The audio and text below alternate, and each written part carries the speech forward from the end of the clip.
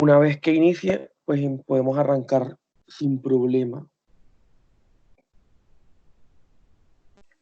Perfecto. Entonces, muchachos, estábamos hablando la clase pasada acerca del circuito mesolímbico y el circuito mesocortical. Habíamos dicho que estos circuitos estaban relacionados. En el caso del mesocortical, buenos días, Sara. En el caso del mesocortical, que estaba relacionado con qué?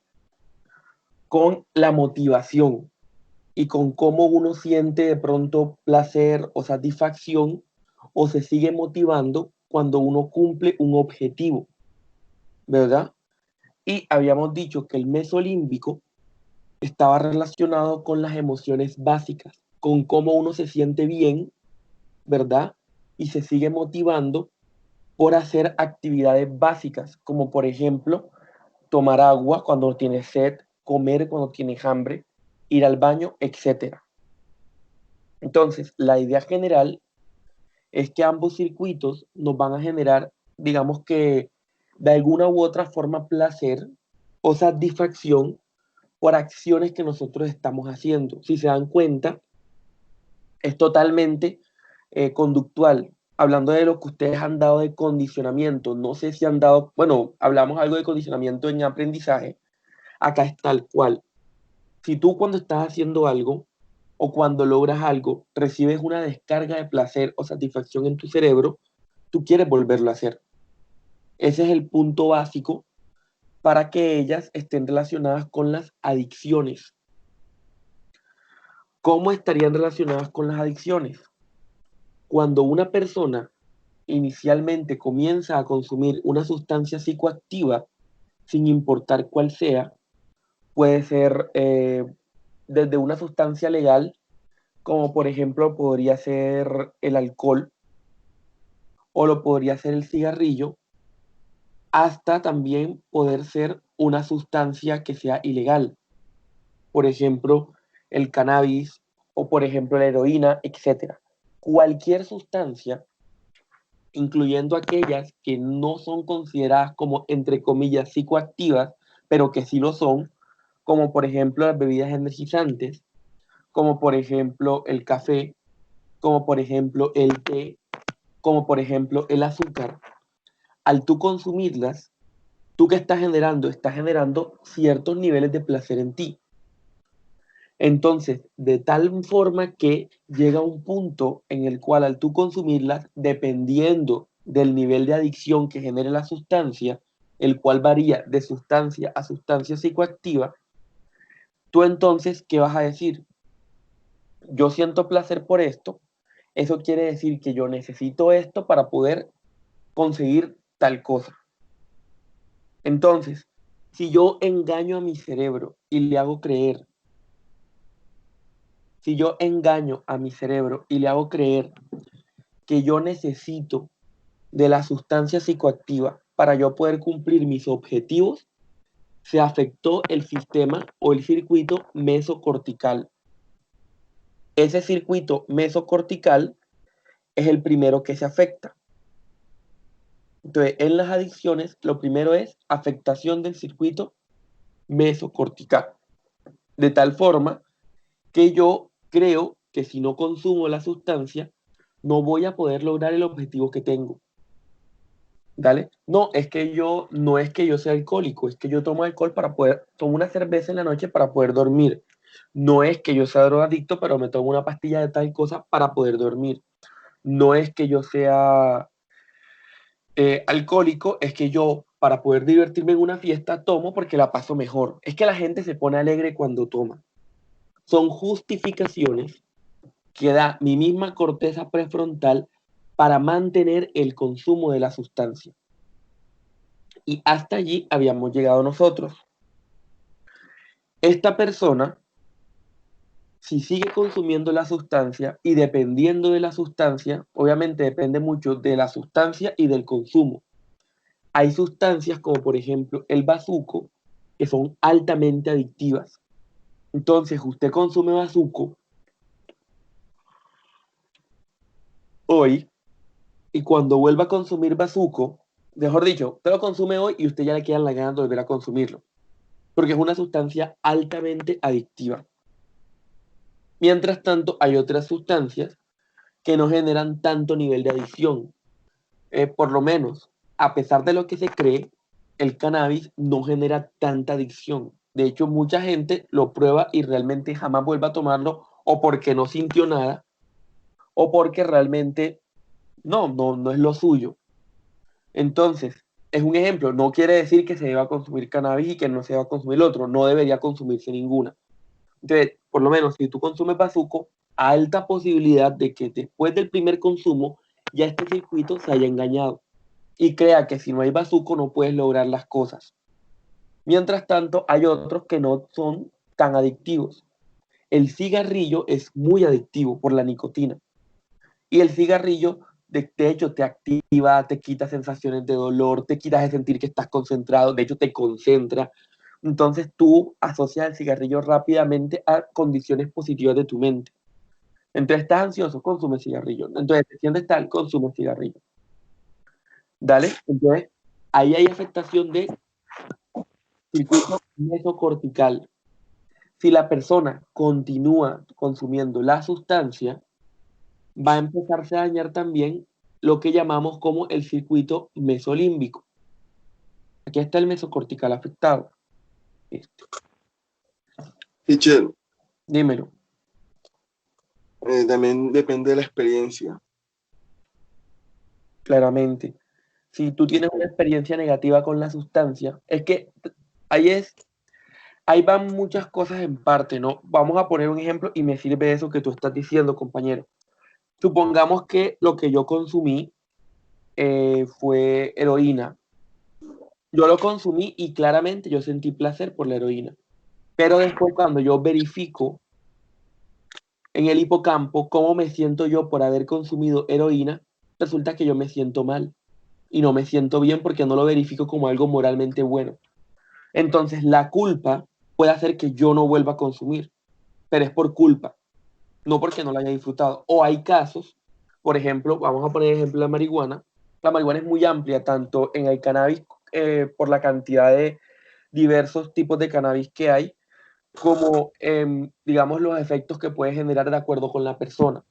Aquí se habla de dos receptores, los CB1 y CB2, de los cuales ya hablará el grupo que hable de cannabinoides, y en el caso de ellos, lo que se encuentra es que algunas personas, de hecho, lo que sienten es el lentecimiento, fastidio, malestar. Otros sienten solamente risas, etc. Otros Exacto. ya tienen los efectos alucinógenos. O sea, va a variar tanto según la marihuana que haya consumido. Y aquí en ningún lado tú dices, voy a escoger la marihuana de esta y esta y esta porque lo que yo quiero es este efecto.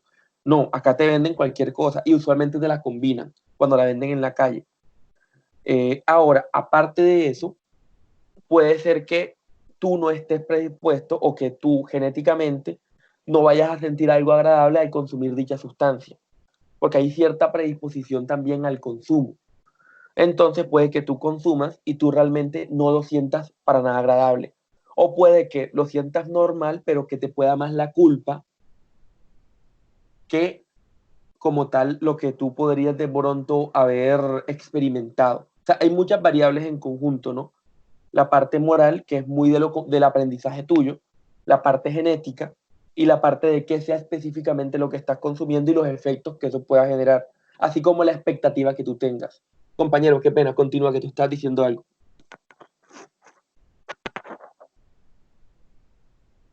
No, sí, sí, así es, teacher. Por ejemplo, algunos que tienen una expectativa del consumo de la marihuana y cuando se enfrentan a ella, lo que les produce, por ejemplo, es mucho dolor de cabeza, vómito. Entonces, esa experiencia y sumado a la disposición genética, pues puede que no, o sea, puede que no sea adicta, no se enganche con una sustancia, sino que más bien no quiera saber más de la...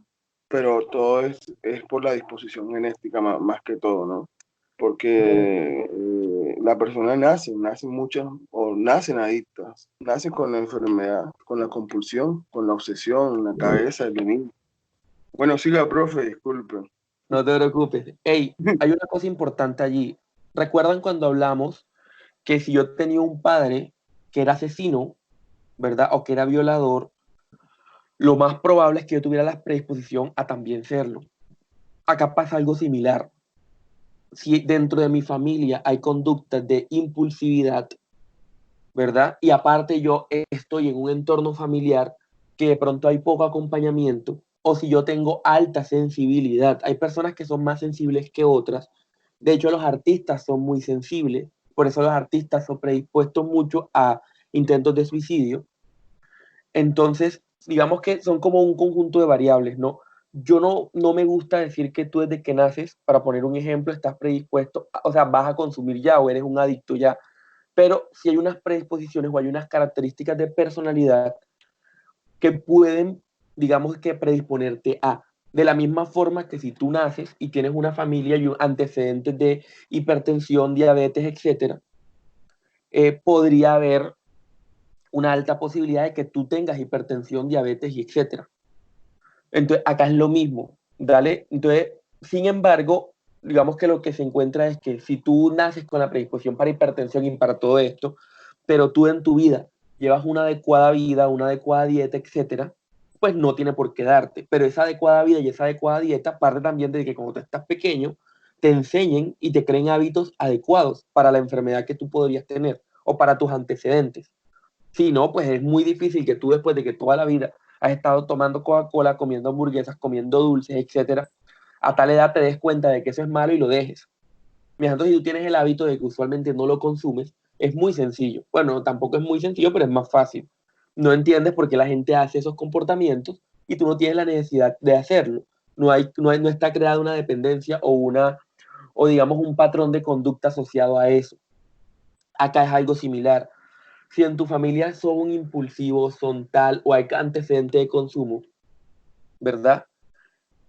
Y digamos el menor desde pequeño tratan de evitar que esté predispuesto a, y evitar que esté predispuesto es generar unas pautas de mayor autorregulación, de mayor tranquilidad, de mejor gestión emocional, etcétera, de toma de decisiones, no tanto satanizando las sustancias en general o hablando de castigos, sino más que todo en el sentido de que la persona sepa tomar conscientemente una decisión en el momento en que le vaya a tocar y que pueda, no tenga la necesidad de, porque esos vacíos que podría sentir por los cuales decide llegar a la sustancia o esas ansiedades o esos miedos, los logra manejar, podría disminuirse el consumo. ¿Cuál es el problema?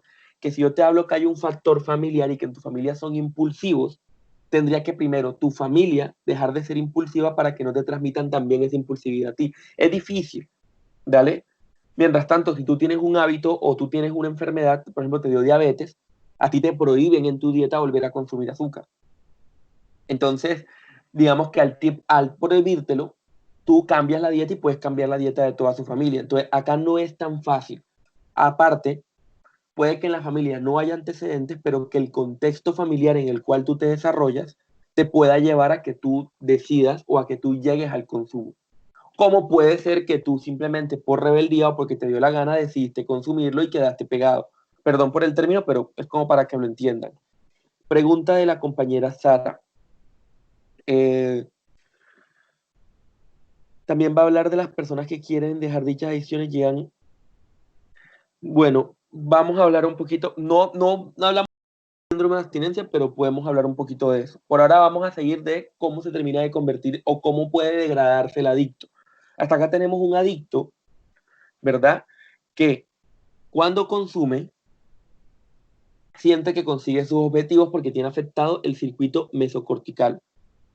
Pero a medida que sigue consumiendo, se va a afectar el circuito mesolímbico.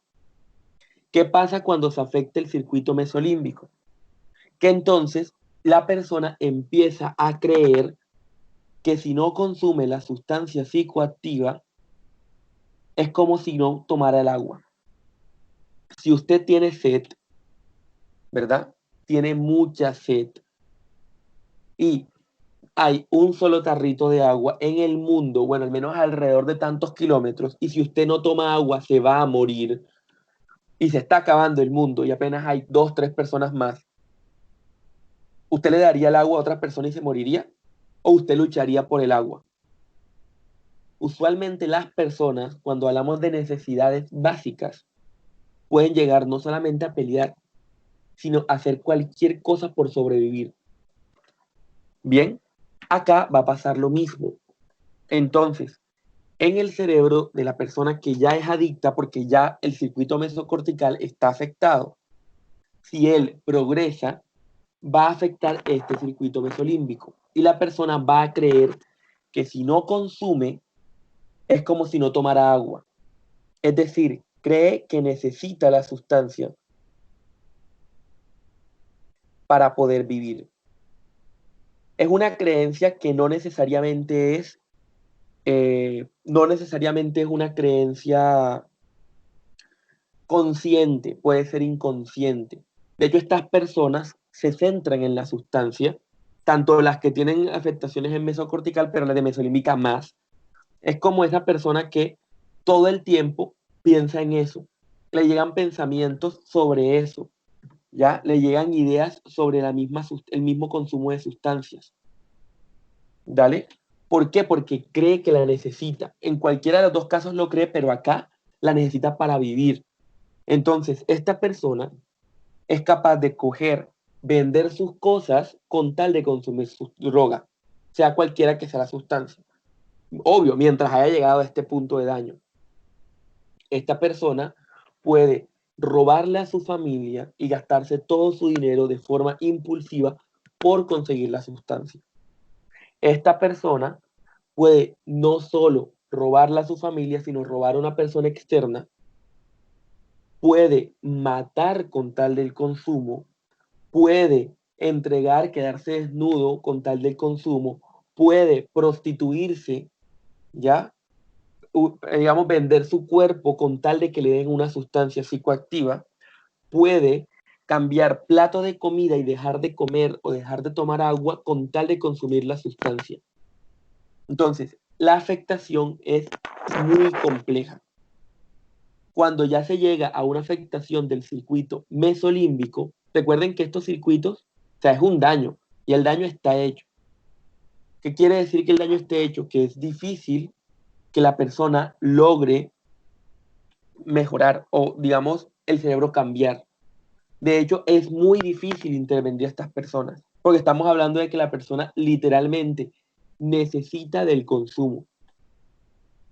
Bien, entonces, circuito mesolímbico y circuito mesocortical están relacionados con las adicciones. El primero que se afecta es el circuito mesocortical, ¿ya? Es el que todos tenemos afectados para ciertas sustancias que consumimos en el día a día. Por el otro lado, el circuito mesolímbico se va a activar, digamos, perdón, se va a afectar más adelante y de acuerdo con el consumo que tú tengas, con la sustancia que sea, y ya es una degradación como tal de la persona. Y aquí es cuando vemos esa persona que está en la calle, que tú lo ves que literalmente está en las peores condiciones porque solamente vive por la droga. ¿Listo? Ahora, ¿qué pasa si yo dejo de consumir la droga? Si yo dejo de consumir la droga, inicialmente cada droga genera unos efectos en el cuerpo. Cuando yo dejo de consumirla, me va a hacer falta ese efecto a nivel agudo. No hay ningún problema, a nivel agudo me va a hacer falta el efecto que me genera la droga y usualmente si la droga mejora mi estado de ánimo y aumenta, todas en general van a aumentar los niveles de dopamina. Entonces, cuando yo dejo de consumir la droga, disminuye los niveles de dopamina. Al disminuir esos niveles de dopamina, no me voy a sentir tan bien como me sentía antes. Ahora, según la sustancia, se van a disminuir otras cosas. Podríamos hablar de que hay una abstinencia y esa falta de deseo, esa falta de los síntomas positivos o las razones o lo que me hace sentir la droga, hace que yo quiera y desee volver a consumir. Hasta ahí, aparentemente normal. ¿Qué pasa cuando yo la dejo de consumir a largo plazo? Ya yo acostumbré a mi cuerpo y a mis circuitos a que yo conseguía las cosas y sentía placer por conseguir las cosas solamente cuando consumía la sustancia, en el caso del mesocortical. Por tanto, voy a empezar a sentir que a pesar de que hago muchas cosas, no las disfruto. Voy a empezar a sentir que no logro hacer las cosas bien como las hacía antes. voy a empezar a sentir que de pronto no tiene sentido lo que estoy haciendo. ¿Dale? La falta de la sensación de reafirmación o de esa satisfacción o de ese placer me va a generar ansiedad, me puede generar desespero, no saber cómo actuar, no saber cómo comportarme. La misma ansiedad, el mismo deseo, porque va a tener deseo de consumir, consciente e inconsciente, claramente va a generarme que yo pueda tener episodios de ansiedad y que aparte somatice. Puedo tener dolor de cabeza, puedo tener afectación muscular, etc. Ahora, depende de la sustancia, porque cada sustancia va a generar unos daños. ¿Y qué pasa? Que me quedo sin la sustancia y al quedarme sin esas sustancias, entonces, ¿qué va a pasar? Que yo no puedo, digamos, comportarme como me comportaba con la sustancia. Y mi cerebro se va a ir desintoxicando, barra entre comillas, no es una desintoxicación, sino lo que pasa es que empieza a acostumbrarse a que no tengo la sustancia. Entonces, puede que algunos niveles, como los niveles de neurotransmisores, puedan mejorar, quedar en un nivel entre comillas normal, pero mi circuito siempre va a creer que yo necesito la sustancia para hacerlo. Entonces, a pesar de que ya dure muchos años sin consumirlo, en el momento en que yo vea que la están consumiendo otros, o me genera desprecio o me genera deseo, me afecta. Y si yo llegara a consumirla nuevamente, vuelvo a recaer. ¿Dale? Estos síntomas serían lo que uno puede denominar el síndrome de abstinencia. Ahora, este va a variar y no es así de sencillo, pero estoy como en términos desde lo psicobiológico, tratando de darles una idea para que vayan acercándose a los conceptos, ¿no? No hablando de adicciones, eso ya lo verán más adelante. La persona toma dihidrocodeína. Entonces, la dihidrocodeína es un opioide o un opiáceo. Entonces, si es un medicamento, cuando, hay un grupo que va a presentar opiáceos. Vamos a ver a quién le voy a lanzar la pelotica. El grupo de Deilis Ávila, Isabela Camargo, Hailey Pájaro y Alex Mora, por favor. Pregunta de la compañera Silvana Vargas. Hay un caso de una persona que está utilizando dihidrocodeína, no me acuerdo si es para poder dormir o para qué, pero lo usa sin receta médica. Se podría decir que esta persona es adicta. Esa persona cree que consigue un objetivo a partir del consumo de una sustancia. Esa sustancia es un opiáceo. Esa sustancia va a generar, digamos, elimina dolor, ¿verdad? Puede generarte tranquilidad. En algunas personas genera literalmente, ellos dicen que una traba, entre comillas, ¿verdad? Pero tiene también unos efectos físicos secundarios, que son los efectos propios de los opiáceos. Entonces, si esa persona lo deja, va a tener el síndrome de abstinencia normal, entre otras cosas. Creería yo, si no estoy mal, que la dihidrocodeína, compañera Silvana, no es de venta libre, sino que requieren un formato especial. No estoy seguro, creo que es lo ideal. Dale. Ahora, ese formato especial, como en todas las cosas en este país, no en todos los lugares del país lo piden y lo llevan de forma adecuada. Hay farmacias que se saltan las cosas. Y digamos que lo ideal es que todas estas pastillas se utilicen bajo control médico. ¿Listo? Ninguna pastilla psiquiátrica debe usarse a la loca. Incluso si tú vas a un médico general y el médico general te manda un antidepresivo, no es que tú vayas ahora a consumir antidepresivo toda tu vida y de acuerdo con lo que tú quieras, sino la idea es que tú estas sustancias las consumas en el marco de la enfermedad. Es que es complicado, por lo menos el tramadol. El tramadol es altamente adictivo y el tramadol es de venta libre. Entonces, es un complique que hay y el problema no es que el tramador lo vendan de forma libre. El problema es que tú ves la propaganda que te vende el tramador y te dice que te quita el dolor. Entonces, es una pelea entre lo que te están vendiendo y el daño que te puede ejercer eso. Y que la gente tiene el concepto de que toma cualquier cosa a la loca. De hecho, si tú le dices, no, a mí me sirvió, tú lo tomas. Ojo, cada organismo es diferente y no debe haber en ningún caso automedicación para ningún concepto, por muy sano que fuese el medicamento. ¿Cómo puedo yo o qué se trabaja? No es que sea adictiva, compañera, pero sí genera unos cambios. La amitriptilina es un antidepresivo tricíclico.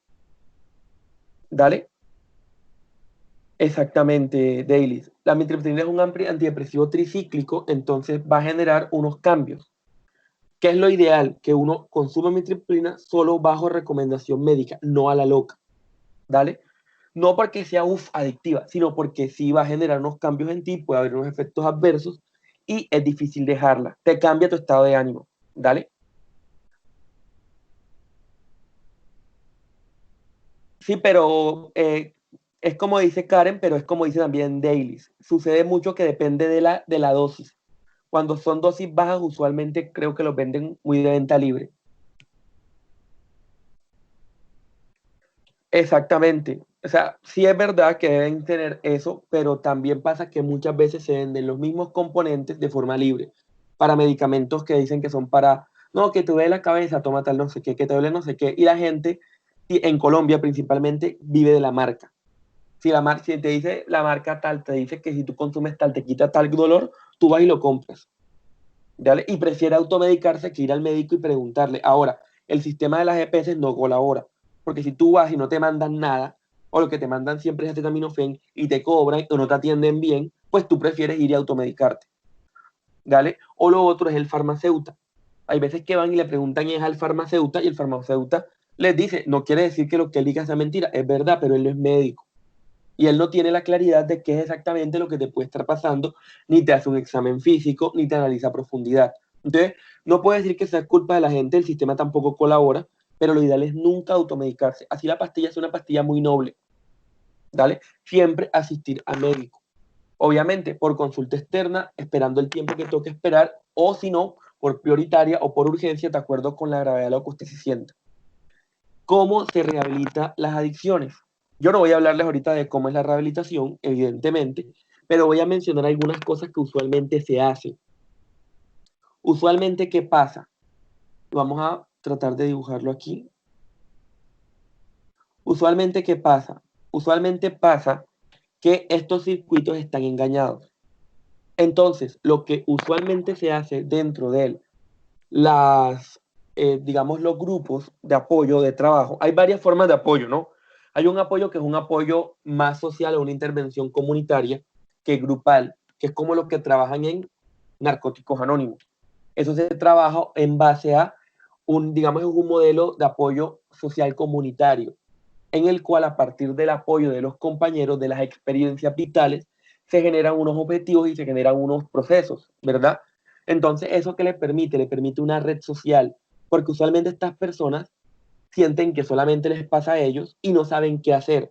Una persona que ya ha vivido lo mismo puede comprender o puede saber cómo puede ayudarte o qué podrías hacer tú en tales situaciones y es más creíble.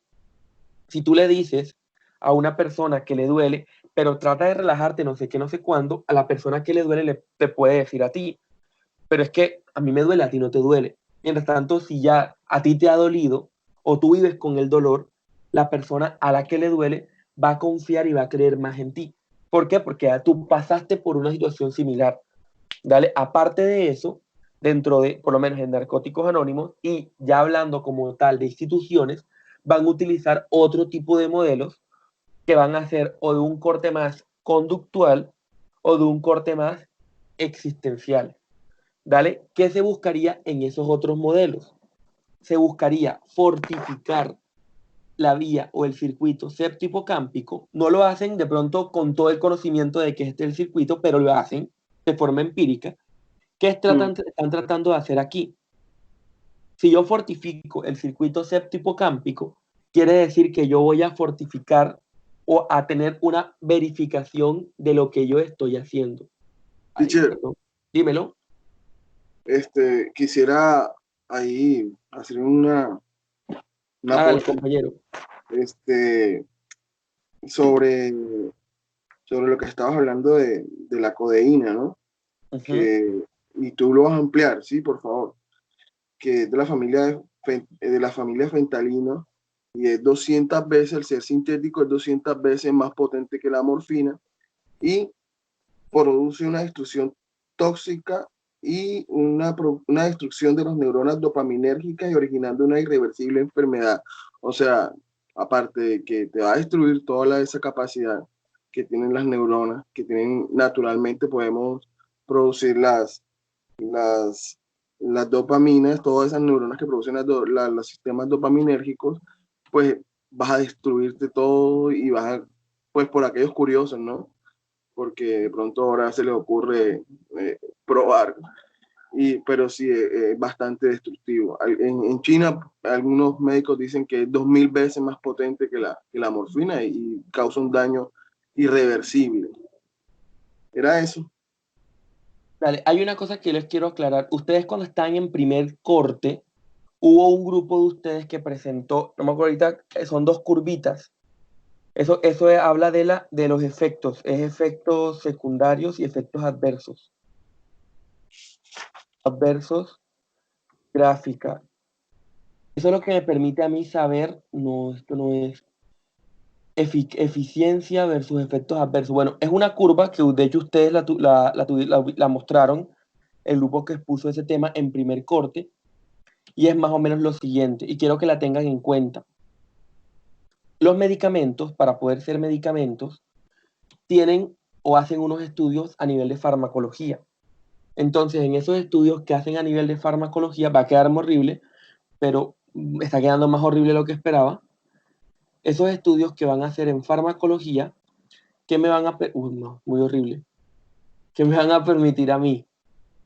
Me van a permitir a mí el poder saber que esa sustancia, primero que todo, sirve para lo que yo estoy tratando de evaluar o de trabajar. Y aparte de que me sirve para lo que estoy tratando de trabajar, que sería un síntoma o una enfermedad, tiene que asegurarse de que sean seguras para las personas que las consumen. Entonces hay unas tablitas que son más o menos así. Aquí empieza el efecto terapéutico. Ahí está el mayor efecto terapéutico que va a tener el medicamento. Y aquí empiezan los efectos secundarios. Este es el peor efecto secundario que va a tener la persona. Entre más distancia haya entre el efecto deseado y el efecto dañino, mejor. ¿Qué quiere decir eso?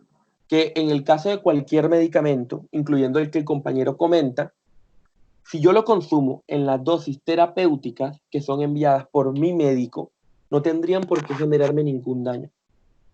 Pero como yo no soy médico y yo no sé las dosis, porque también esas dosis dependen de mi enfermedad, porque cada enfermedad va a generar unas desregulaciones en el cuerpo, ¿no?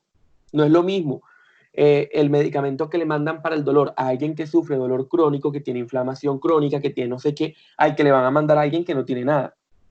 Entonces, si al que le duele todo, le da su medicina, al que no siente nada, pasa por aquí y llega al efecto adverso más rápidamente. Entonces, todo lo que dice el compañero, en el caso de la codeína, es viable, es real, pero ojo, eso es ya cuando se sobrepasa el consumo. Ya, hoy en día con la marihuana hay un problema y es ese. La marihuana tiene unos efectos terapéuticos, ciertos tipos de marihuana, pero esos efectos terapéuticos son en niveles bajos, niveles terapéuticos. Cuando tú consumes la marihuana por recreación, tú estás pasándote de la dosis un poco de veces. Entonces, esa marihuana que tú consumes por recreación te está generando unos efectos adversos. ¿Dale? Esa es más o menos la idea. No podemos satanizar todas las sustancias, pero tampoco podemos decir que son benditas. Bien, siempre todas van a llegar a un punto, toda sustancia, si sea la mejor sustancia del mundo, en el cual te hace daño. Ahora, ¿qué va a pasar con este circuito septipocámpico? Trato de hacer que la persona se sienta culpable o que su moral sea más fuerte para evitar que consuma nuevamente. De tal forma que cuando la persona tiene un intento o una conducta pro consumo, una persona que ya ha consumido, no estamos hablando de manejo, cuando la persona va a tener una conducta pro consumo, entonces se va a sentir culpable o va a decir, no, yo no puedo hacer esto, y la culpabilidad va a hacer que deje de sentir el placer. ¿Cómo hago yo en estos casos?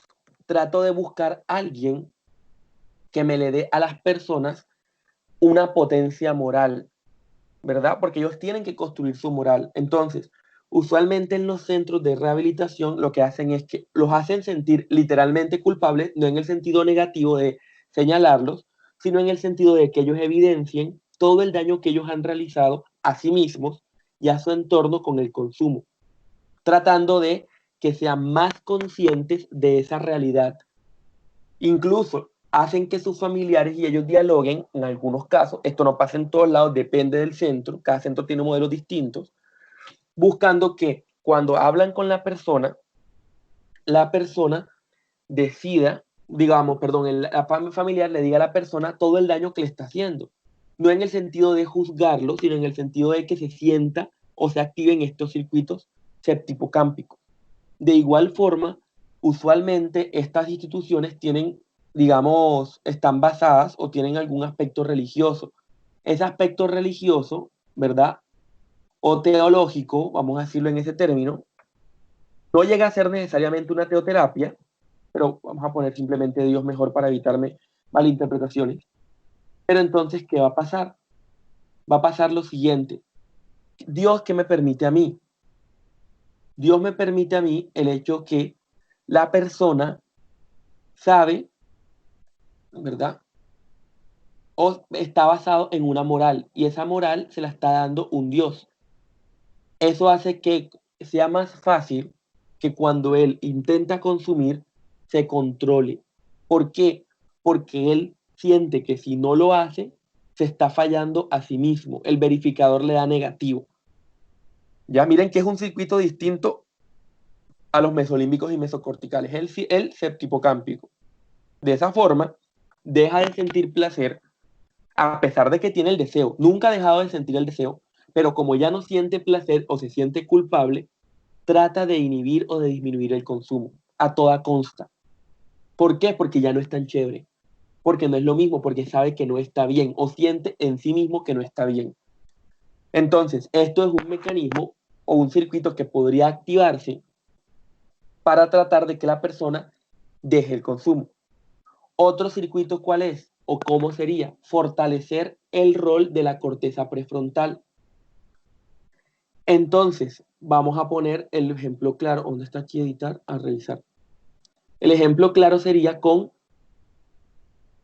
estos son más modelos que estamos hablando, modelos de intervención de pronto más existenciales, más humanistas, ¿verdad? En el cual lo que yo busco es que la persona tenga una mayor regulación de sí misma. Puedo trabajarlo desde dos formas, desde modelos conductuales, ¿verdad? Cognitivo-conductuales o desde modelos humanistas. En el modelo humanista, ¿yo qué hago? En el modelo humanista, yo lo que busco es que la persona, ¿verdad? Sienta o digamos que trate de ser la mejor versión de ella misma, encuentre, comprenda, analice todos esos sentimientos, todo eso que le pasa por dentro y trate de sacar lo que llamamos fuerza de voluntad, que él voluntariamente decida.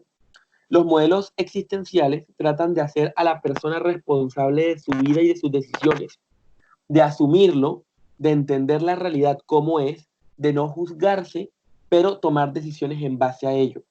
Entonces, este modelo, bien utilizado, podría permitir que la persona, al ser más consciente, sin juzgarse, sin maltratarse, trate de fortificar o estar más claro en qué es lo que quiere y actúe en base a ello. ¿Qué fortifico? Corteza prefrontal. No tiene que sentirse necesariamente culpable ni juzgarse. No estoy usando este circuito, sino que, por el contrario, entiendo que cometí unos errores, entiendo que voy a sentir de esta manera, ¿verdad? Respeto, acepto todo eso, pero asumo la responsabilidad de ello. De esa forma yo digo, no voy a consumir y trato de no consumir. Otros modelos que se pueden utilizar acá son las terapias de tercera generación cognitivo-conductual.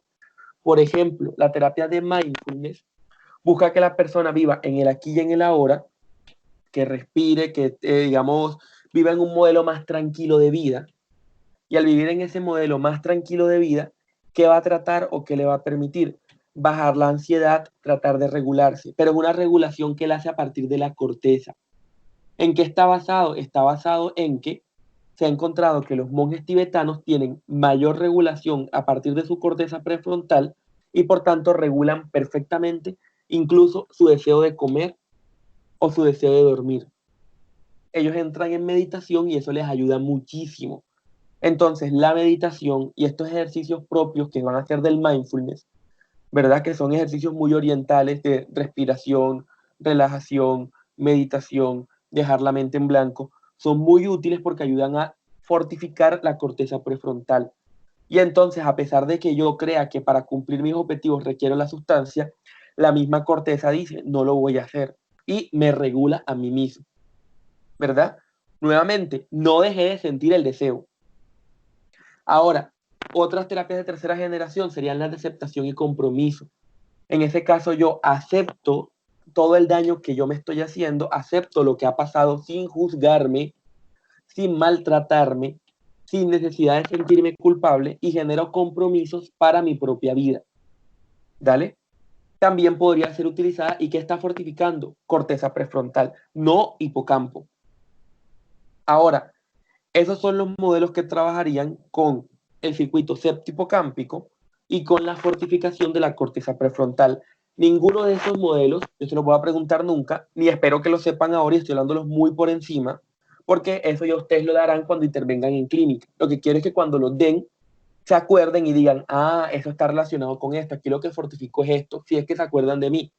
De tal forma que positivamente, si sí lo hacen, puedan entender o tener una base para el manejo de las diferentes problemáticas, porque usted rara vez, si usted quiere saber cómo tratar adicciones, usted tendría que hacer un diplomado o una especialización en adicciones.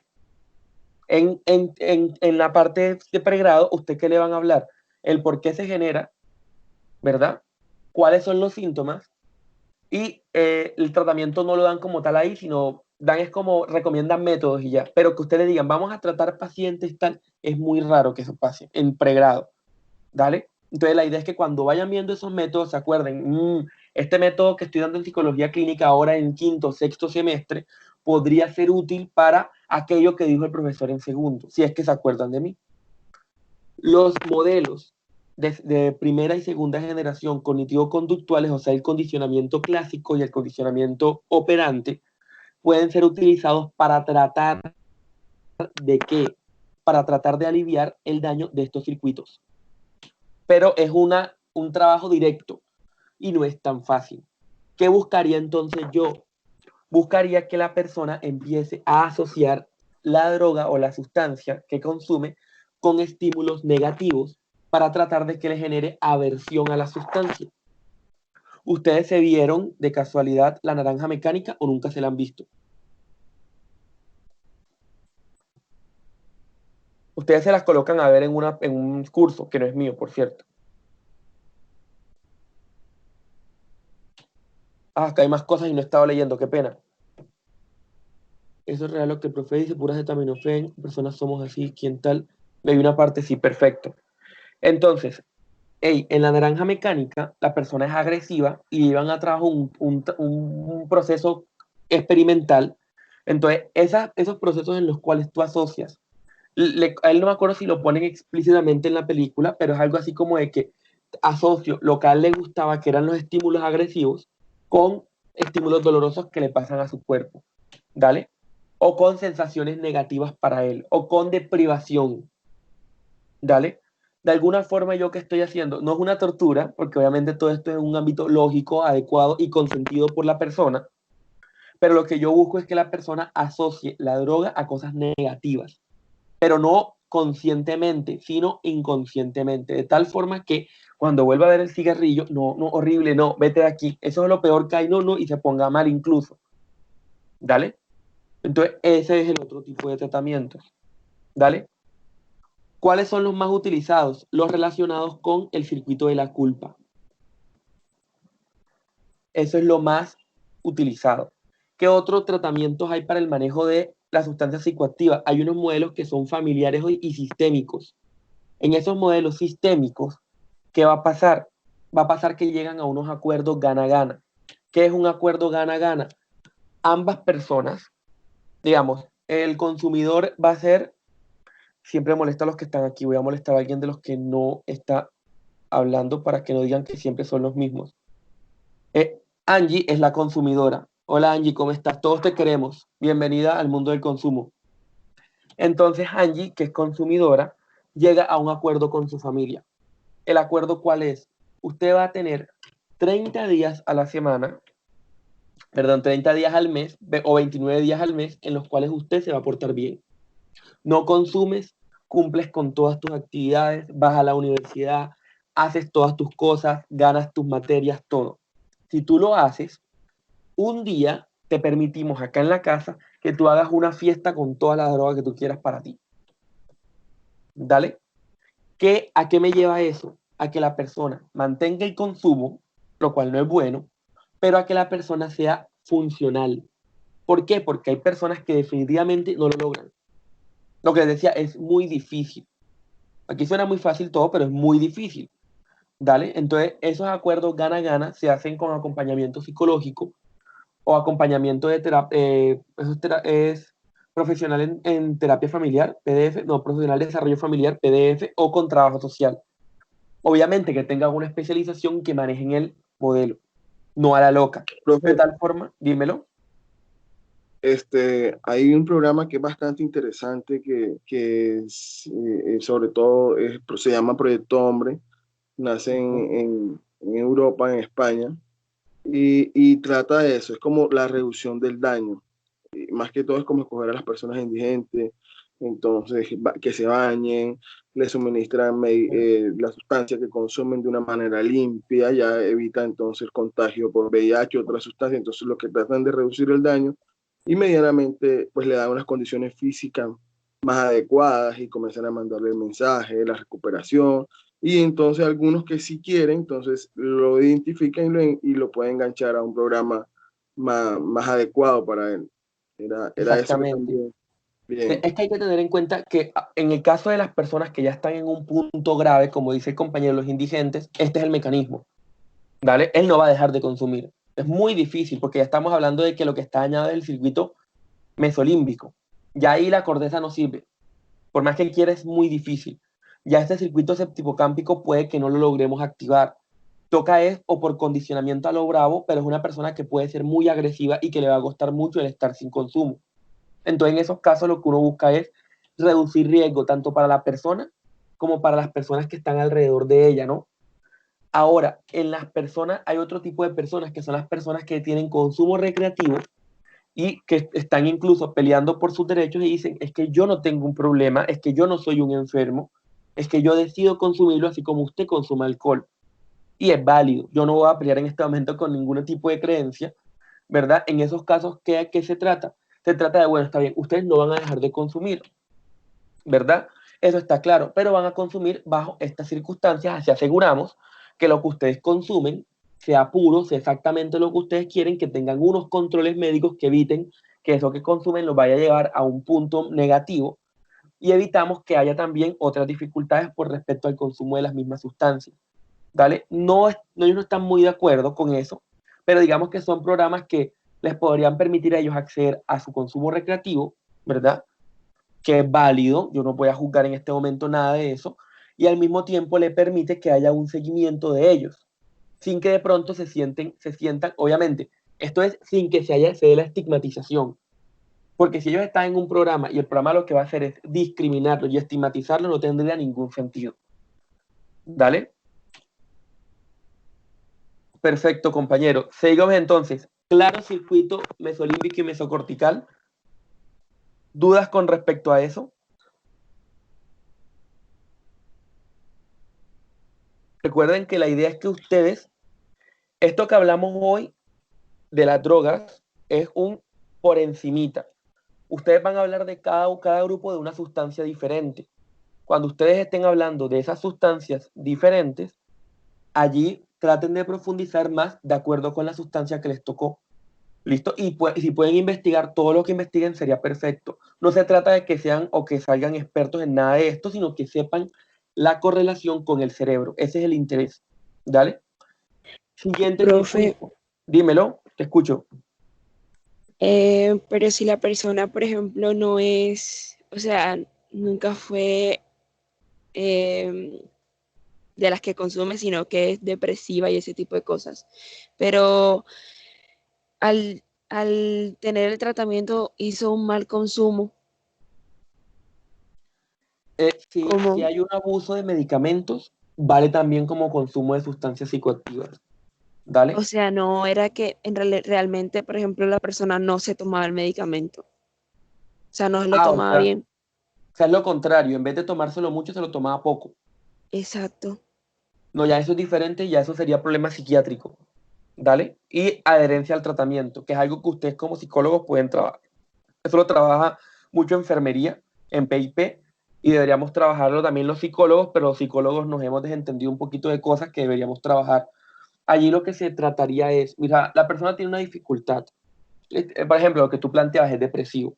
Le mandan un medicamento. Ese medicamento debe tomárselo de acuerdo a lo que manda el médico. Si el medicamento no lo toma de acuerdo a la indicación médica, no va a funcionar de la forma adecuada, no va a tener los efectos adecuados y puede generarle un daño a la persona. ¿Dale? ¿Qué se tendría que hacer ahí? Trabajar con el paciente, si se identifica, para concientizarlo y para hacerle un seguimiento de que él sí se tome el medicamento como es, o en caso de que ese medicamento no le guste, no se sienta bien, que le diga al médico, en este caso el psiquiatra, o no sé si lo estaba tratando otro médico, para que el médico haga la adecuación o le brinde un medicamento con el cual la persona se sienta más tranquila. Para cualquier tratamiento, sea psiquiátrico o no, lo más importante para el proceso de recuperación, de hecho para cualquier enfermedad, es primero que usted acepte qué enfermedad tiene. Si usted no acepta y niega la enfermedad que tiene, va mal. ¿Por qué? Porque es difícil que pueda recuperarse. Y lo segundo, que usted acepte la medicina que debe tomarse, porque esa medicina va a generar unos cambios en su cuerpo o puede generar unos efectos adversos, ¿verdad? O usted simplemente no quiere tomarla, o no quiere sentirse tomando pastillas, o no quiere sentirse inyectándose. Entonces, ese proceso de aceptación de que yo tengo una enfermedad, de que yo tengo un tratamiento, y buscar la adherencia a ese tratamiento, buscar que yo también me informe y me haga parte de grupos o de procesos, es lo que se puede trabajar en tanto en PIP, ¿verdad? Como, digamos, en el seguimiento de los pacientes. Hoy en día lo hace más enfermería, pero psicología debería tener un rol activo allí. Solo que nosotros, lo que les digo, somos muy dejados a veces para cosas como profesión, con el respeto de la profesión, ¿no? Entonces, vamos bien hasta allí, ¿no? Vamos a hablar de la circunvolución del cíngulo. La circunvolución del cíngulo, habíamos dicho que es una estructura muy bonita del cerebro y muy grande. Solamente les voy a colocar solamente para que se acuerden lo grande que es y se sientan tristes por lo grande que es esa estructura. Habíamos dicho que esa estructura, que es la circunvolución del cíngulo, aquí está, vamos a mirarla, que era todo esto que voy a señalar de color azul.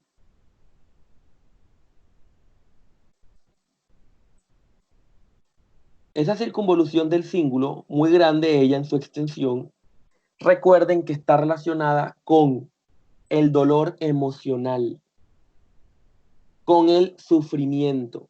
Cuando yo tengo dolor físico, se activa la circunvolución del cíngulo. Si a mí me cogen a patadas, yo sé que me está doliendo por el área somatoestésica primaria y el área de asociación somatoestésica, pero a mí me preocupa o sufro por lo que me duele aquí.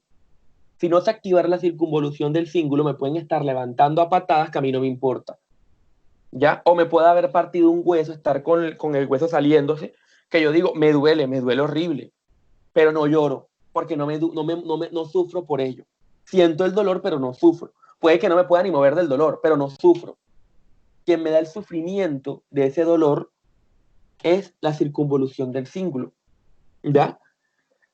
Ahora, esa es la parte a nivel físico, pero él tiene un papel fundamental en el dolor emocional. Cuando usted le rompen el corazón o cuando usted está entusado, se activa la circunvolución del cíngulo. Entonces, cuando su novia o su novio lo dejó, cuando la compañera Berusca encontró a su mejor amiga con ese tipo allí en su cama, se activó la circunvolución del cíngulo para que tú sufras. La circunvolución del cíngulo se encuentra activa, te va a recordar que tú fracasaste en esa relación, te va a recordar lo mal que te sientes y lo miserable que es tu existencia. ¿Dale? ¿Por qué lo hace? Para que no cometas los mismos errores. ¿Por qué lo hace? Porque evolutivamente eso te va a permitir mejorar tu comportamiento o evitar conductas que te vuelvan a hacer generar ese dolor. si no hubiera dolor o si no hubiera sufrimiento, nosotros nos comportaríamos de forma no tan racional. ¿Por qué? Porque uno evita el dolor. De hecho, el comportamiento se da muchas veces por evitar el dolor más que por generar un placer. Entonces, si usted sabe, por ejemplo, que si usted prende varias velas y riega gasolina por la casa, se puede quemar la casa y se puede quemar, y usted se ha quemado y sabe que es horrible y lo ha visto y dice, no, qué miedo, usted no lo va a hacer, ni de chiste. ¿Vale? Un niño no lo va a hacer porque lo sabe, que le tiene miedo, le tiene temor. ¿Vale? Entonces, el tú haber conocido el dolor, el tú saber lo que duele, hace que tú madures y crezcas. El dolor, el sufrimiento no es algo malo, es algo de la vida. Y eso es muy importante que ustedes lo tengan en cuenta, lo segundo, como psicólogos, porque no se trata de evitar el dolor o no sufrir, se trata de asumir que hay veces que se tiene que sufrir y vivir el sufrimiento para poder seguir adelante. Es algo muy natural en todas las personas. Esta circunvolución del cíngulo, aparte de estar relacionada con el dolor emocional, aparte de generar el sufrimiento emocional del dolor físico, bueno, en la parte del dolor emocional, ella puede generar activación del dolor físico. Y aquí es donde vamos a ir. ¿Qué va a pasar? Que la circunvolución del cíngulo va a estar relacionada con dos cosas. Uno, cuando usted no le avisó a su mamá dónde iba a estar o no se ha comunicado con ella y su mamá le dice, tenía una preocupación, sentía como una cosa por dentro, no sé qué. Su mamá sí sentía eso. Su mamá estaba muy preocupada y estaba sufriendo. Y el sufrimiento le genera síntomas físicos. ¿Quién hace esos síntomas físicos? La circunvolución del cíngulo. Cuando usted le rompe en el corazón y usted siente un ahogo y una presión en el pecho y usted dice, siento como si me hubieran destrozado por dentro, usted sí siente como si lo hubieran destrozado por dentro. Siento como si me hubieran cogido a cuchilladas, usted sí lo sintió. Siento como si me hubieran levantado a patadas, sí señor, usted sintió eso. ¿Quién hace que usted sienta esos síntomas físicos? La circunvolución del cíngulo. Por tanto, está relacionada tanto con el dolor como con la somatización. Entonces, en aquellos momentos en los cuales usted se siente mal, está muy estresado, está tal, está no sé qué, el cíngulo le ayuda a somatizar. Ah, que empezó a dolerle la cabeza, pero lo que está es cansado, o lo que está es triste, o lo que está es tal, somatiza. Entonces, una persona, aquí, ojo que vamos de dos bandas, ¿no? Es claro y es evidente que una persona con estrés todo el tiempo, al tener todo el tiempo activado simpático, va a tener un desgaste físico que va a generar unos síntomas. Pero al mismo tiempo, el mantenerse en un sufrimiento prolongado, porque el estrés hace que tú sufras, la ansiedad hace que tú estés en sufrimiento, va a hacer que el cíngulo pueda generar otro tipo de síntomas, ¿verdad?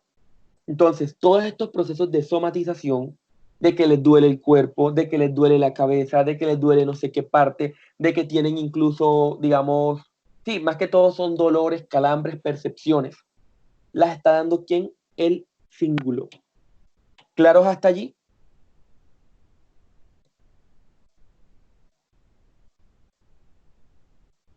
No hay ningún lío hasta acá, ¿verdad?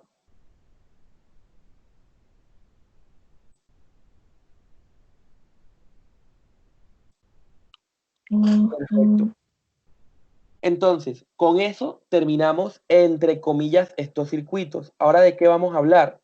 Vamos a hablar de unas conexiones que son importantes. Sí, Karen, por lo menos en el caso tuyo, por la situación en la que te estás enfrentando a nivel profesional, que es una situación estresante, tú podrías tener claramente, primero tienes que estar muy cansada, segundo vas a tener ansiedad, tercero puedes tener dolor de cabeza, tercero puedes tener dolores físicos que antes no aparecían, etcétera, etcétera, etcétera. Ahora, ¿eso de qué va a depender? Va a depender de tu capacidad para afrontar la situación. Entonces, si tú fueras, por lo menos en este momento, en este preciso momento, por la situación y la coyuntura, si tú fueras a psicología, en psicología, ¿qué tendrían que trabajar contigo?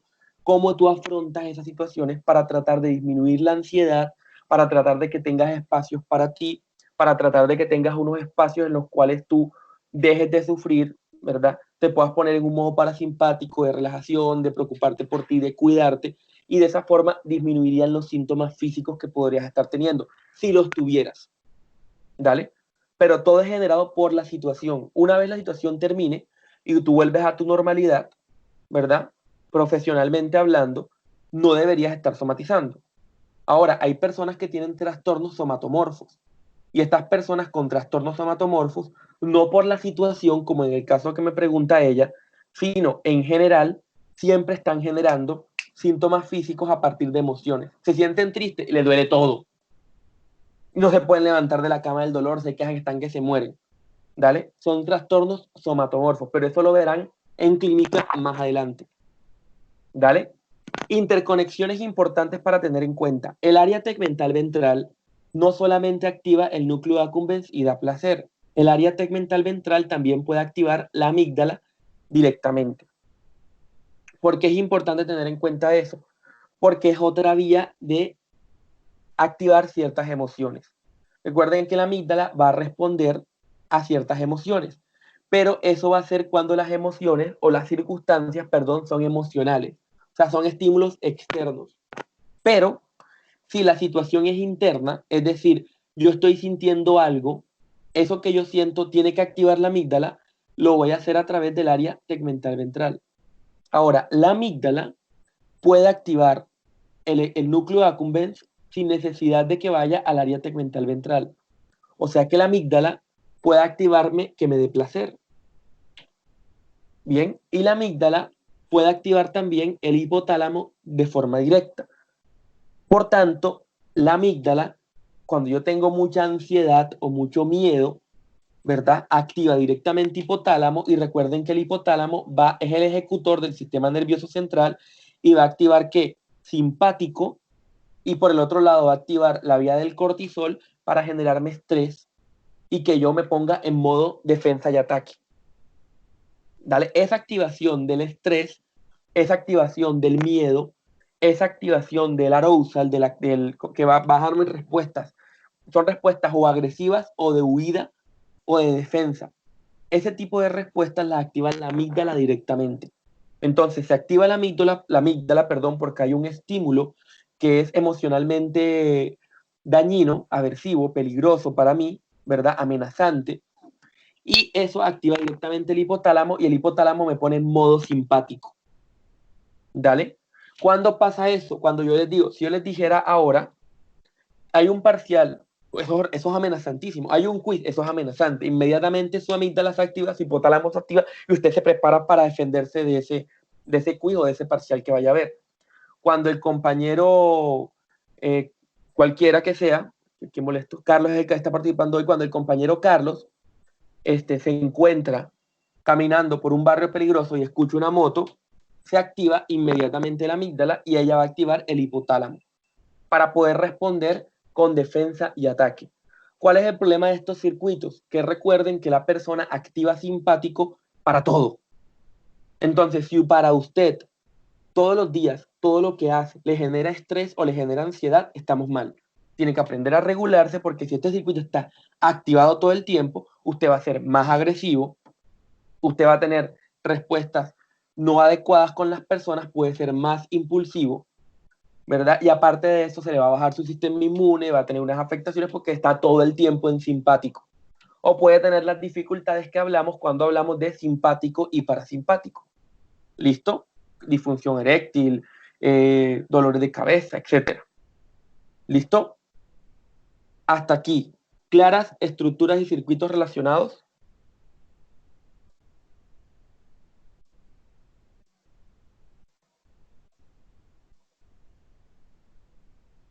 Bien ahí, ¿no? No hay problemas. Estas son las vías. Van a haber unas vías dopaminérgicas y unas vías serotoninérgicas. Importante para que tengan en cuenta. La vía de la dopamina, en la dopamina van a haber 4 circuitos. Nosotros dimos el mesolímbico y el mesocortical. Pero aparte del mesolímbico y el mesocortical, van a haber otros circuitos diferentes. ¿Que cuáles van a ser? Van a ser el nigroestriatal y va a ser el tubero infundibular. esos dos circuitos no los vamos a ver. Y la persona, el grupo que habló de dopamina, los explicó creo que a principio de semestre. ¿Dale? Pero son 4 circuitos de la dopamina. 2 son mesolímbico, mesocortical, que ya fueron explicados.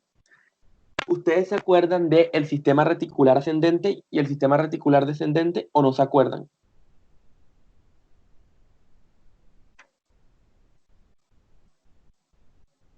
El sistema Sí, reticular ascendente y descendente funcionan con serotonina.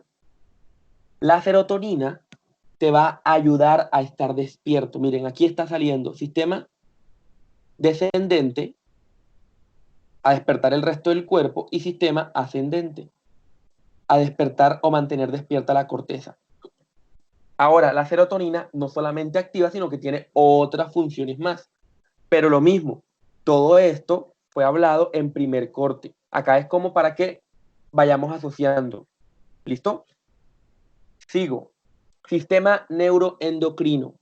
¿De dónde sale el sistema neuroendocrino? Profe, ¿por qué nos hace esto? El sistema neuroendocrino va a salir del hipotálamo. Entonces, el hipotálamo, que ustedes ya saben que queda aquí más o menos, este es el hipotálamo, miren lo bonito, agradable, sexy, interesante, cool, el papá de los pollitos. Él es el ejecutor del sistema límbico. Para poder él ejecutar o hacer que se desarrolle todas las actividades del sistema límbico, ¿qué va a tener que hacer él?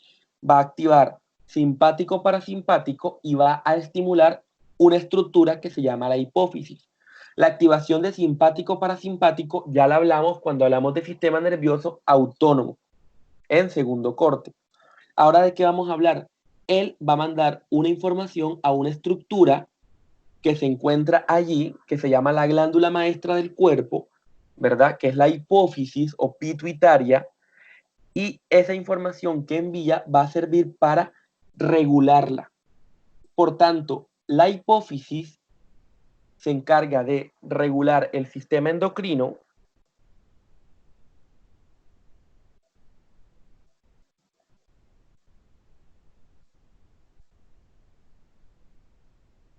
pero para que la hipófisis pueda regular el sistema endocrino, el hipotálamo se encarga de regular la hipófisis.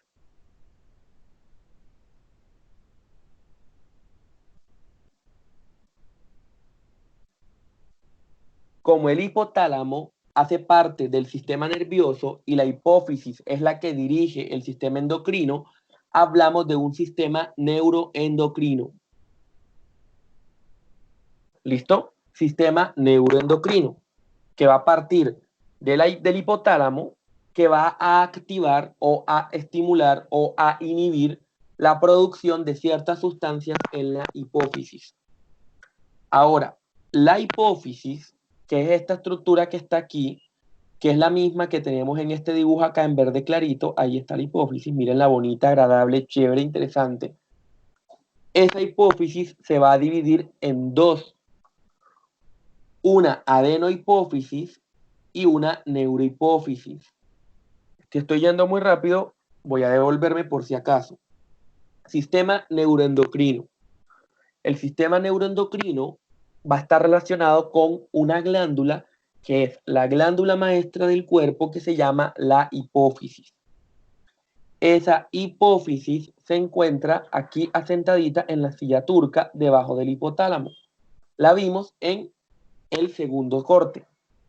Ahora, esa hipófisis va a encargarse de ¿qué? De producir unas sustancias que son hormonas, regulando de esta forma el sistema endocrino. Para que esa hipófisis pueda funcionar de forma adecuada, el hipotálamo va a encargarse de regularla a ella. Por tanto, el hipotálamo se encarga de regular la hipófisis y por tanto el hipotálamo es quien regula el sistema neuroendocrino. La hipófisis se va a dividir en dos, una adenohipófisis y una neurohipófisis. Hasta allí, ¿todos van conmigo?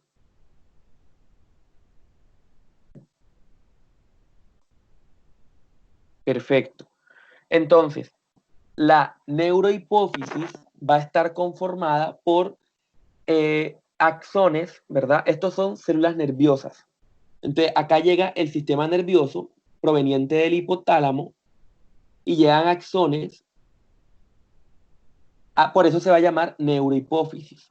La adenohipófisis, mientras tanto, es totalmente glandular, porque el sistema endocrino está formado por glándulas.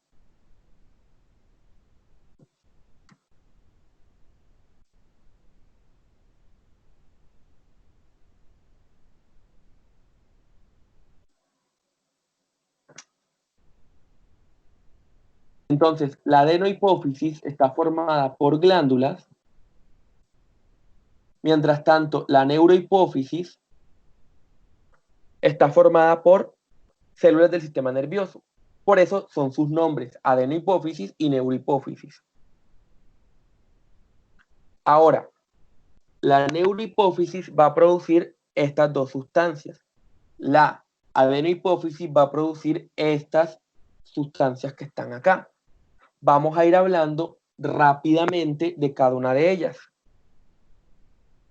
Bien, empezamos por la neurohipófisis. La neurohipófisis va a producir oxitocina. ¿Dale? La oxitocina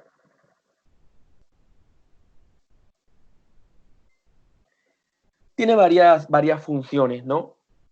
La función de la oxitocina es la eyección de leche, ahí dice producción, pero está mal la imagen, es la eyección de leche de la glándula mamaria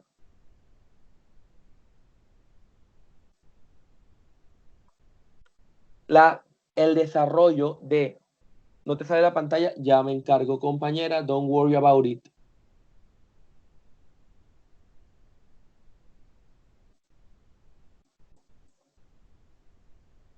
Confírmame, ¿ahora sí te sale?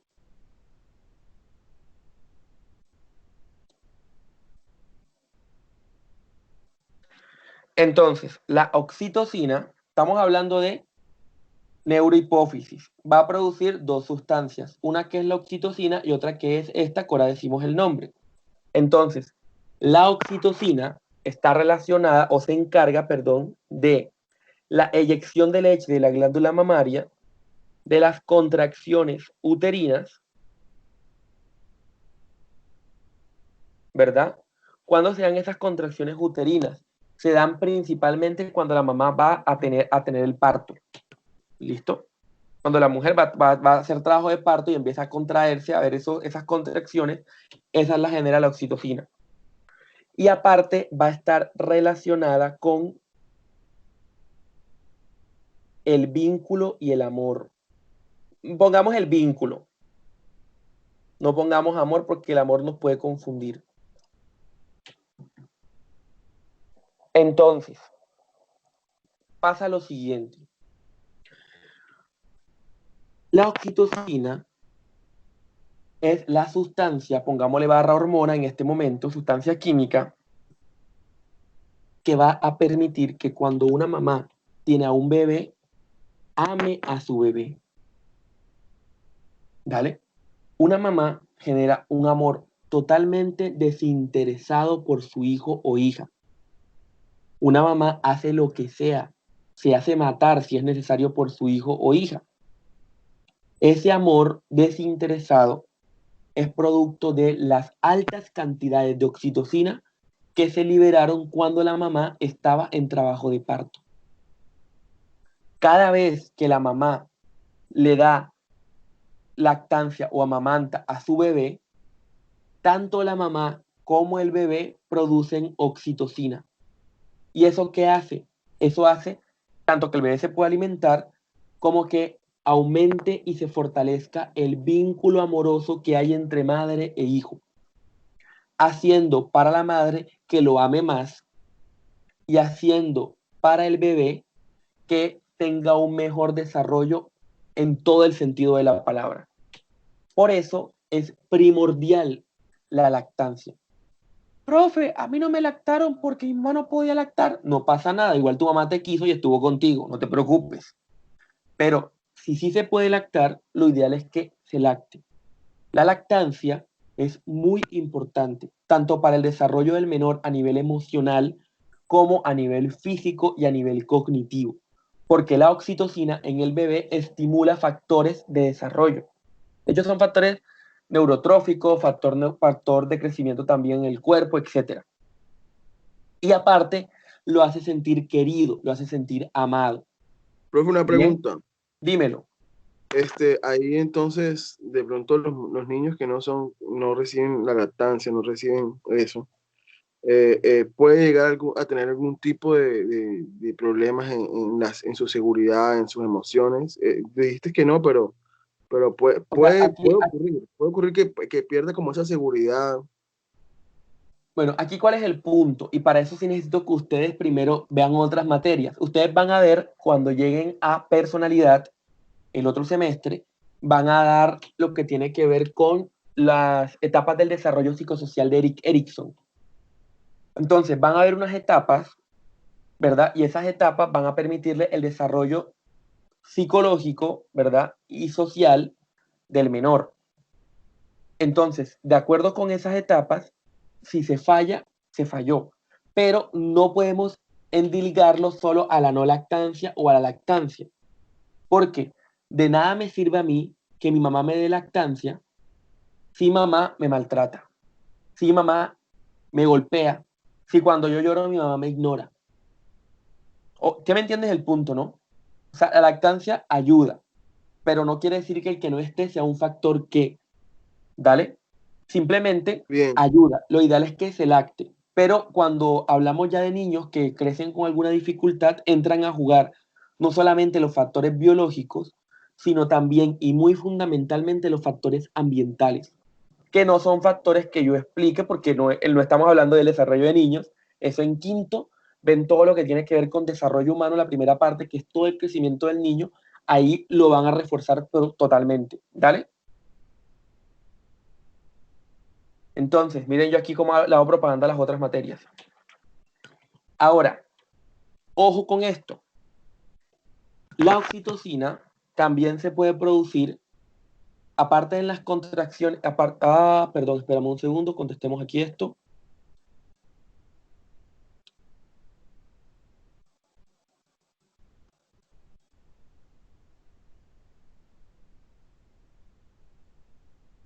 Claro, lo que pasa es que exactamente. Recuerden que la oxitocina hace eyección de leche de la glándula mamaria y aumenta las contracciones uterinas.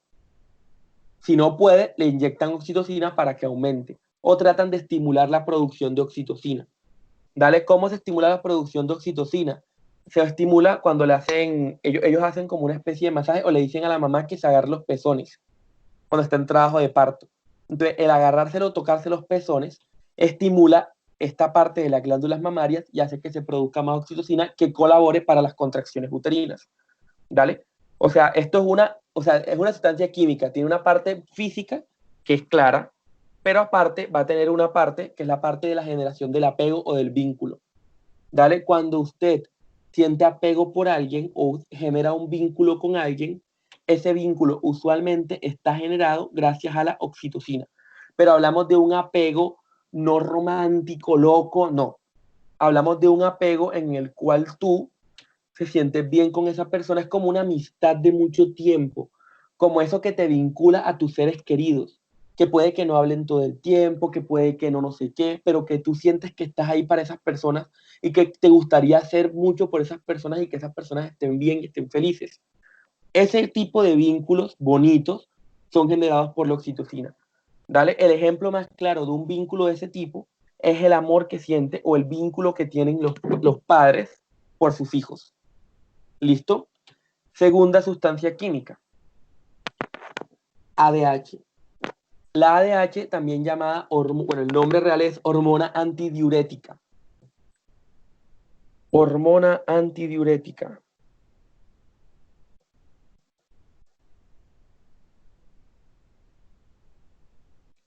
La hormona antidiurética o ADH, antidiuretic hormone, no sé si se pronuncia así, lo siento.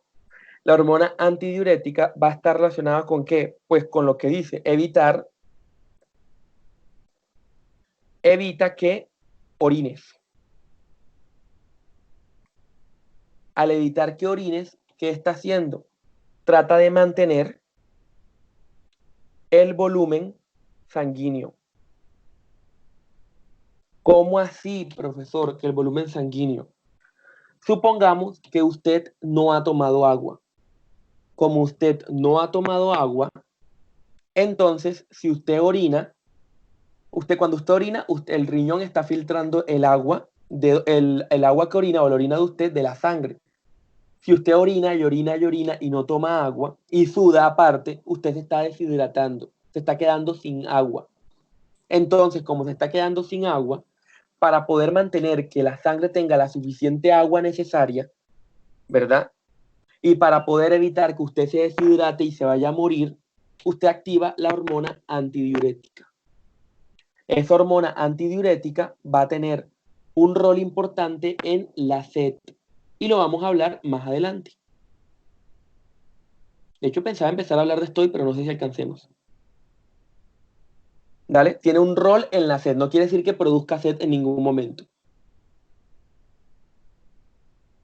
No te preocupes, Hayley, no te preocupes. Solamente te perdiste todo lo que hablamos de las drogas, pero la clase está grabada. Entonces, la neurohipófisis va a producir oxitocina y hormona antidiurética. La oxitocina, ¿qué funciones cumple? Las dijimos acá. Eyección de leche de la glándula mamaria, contracciones uterinas, ¿verdad? Y está relacionada con el vínculo. La hormona antidiurética, ¿qué hace? Evita la diuresis. Diuresis es orinar, por si acaso, o sea, evita que orines. ¿Y para qué lo hace? Para evitar que tú te vayas a deshidratar.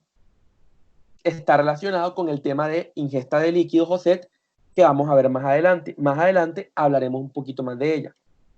¿Listo? Vamos a hablar ahora de la adenohipófisis. ¿Listo? Adenohipófisis. Para los compañeros que de pronto llegaron un poquito tarde, como la compañera Hayley, al principio está para que rellenen la lista. Porfa, para que lo busquen y la rellenen. Dale. No se queden sin firmar la lista es importante, la lista los quiere. Entonces, vamos a hablar de la adenohipófisis. ¿Dale? La adenohipófisis va a producir sustancias que en general, ¿verdad? A excepción de esta que está aquí, estas otras tres van a estimular la producción de otras hormonas, ¿verdad? Entonces, vamos a ir hablando de cada una de ellas. La primera es la prolactina.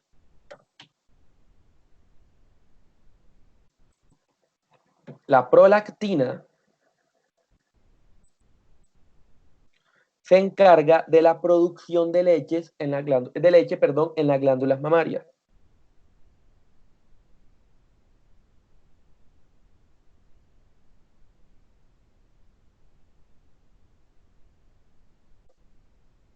¿Listo? Entonces, la prolactina va a encargarse de la producción de leche en las glándulas mamarias. Por eso les aclaré oxitocina, eyección. Prolactina, producción. Entonces, la producción de leche en las glándulas mamarias se va a generar gracias a la prolactina. Entonces, ¿a qué me lleva esto? Simplemente a que produzca leche. ¿Cómo se produce? A partir de la estimulación de la glándula mamaria. Inicialmente se aumentan los niveles cuando está próxima al parto, ¿verdad? De hecho, desde el embarazo ya están aumentados para que las glándulas mamarias se puedan desarrollar y después se mantiene a partir de que el bebé lacte. Si el bebé estimula el pezón, se siguen desarrollando y se sigue produciendo leche en las glándulas mamarias. Si el bebé no hace eso, se van nuevamente, o sea, se disminuyen los niveles de prolactina y se deja de producir leche en las glándulas mamarias.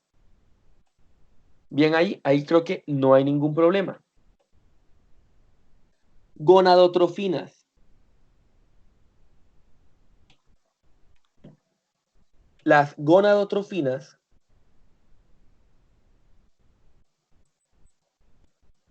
son un conjunto de hormonas, porque no es una, son varias, que se encargan, perdón, de estimular la producción de las hormonas sexuales. ¿Cuáles son las hormonas sexuales? La testosterona, los estrógenos y la progesterona. Hay más, pero esas son las que siempre trabajamos. Entonces, las gonadotrofinas son un conjunto de hormonas que produce la hipófisis, ¿verdad? Que van a estimular ¿qué? Las gónadas. ¿Qué son las gónadas? En el caso de la mujer, los ovarios, en el caso del hombre, los testículos, para que en las gónadas se produzcan hormonas sexuales. ¿Listo? ¿Cuáles son las hormonas sexuales? ¿Cuáles son las hormonas sexuales? Testosterona, estrógenos y progesterona.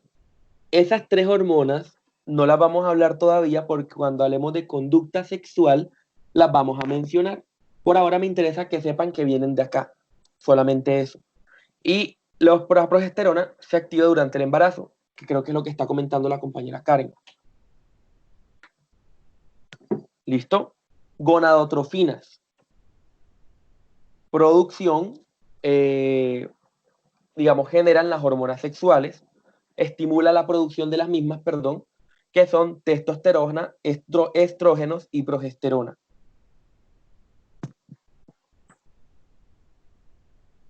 Pregunto, hasta este punto, oxitocina, hormona antidiurética, prolactina, gonadotrofinas, ¿vamos todos bien? ¿No hay ninguna duda? Pregunta, ¿vamos claros?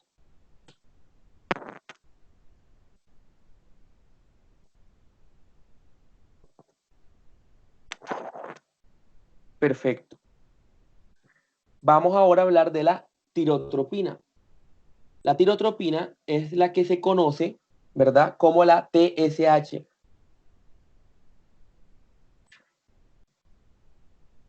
Les digo eso porque mandan a hacer el examen de la TSH, ya saben cuál es. Entonces, ¿qué hace la TSH? La TSH estimula la producción de tiroxina. Voy a poner aquí entre paréntesis T3 y T4 en la glándula tiroides. Entonces, la tirotropina o TSH estimula la producción de tiroxina, que es T3 y T4, en la glándula tiroides.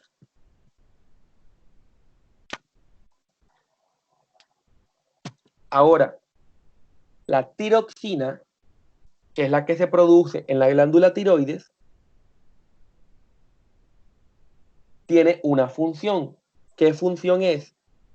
Aumentar el metabolismo.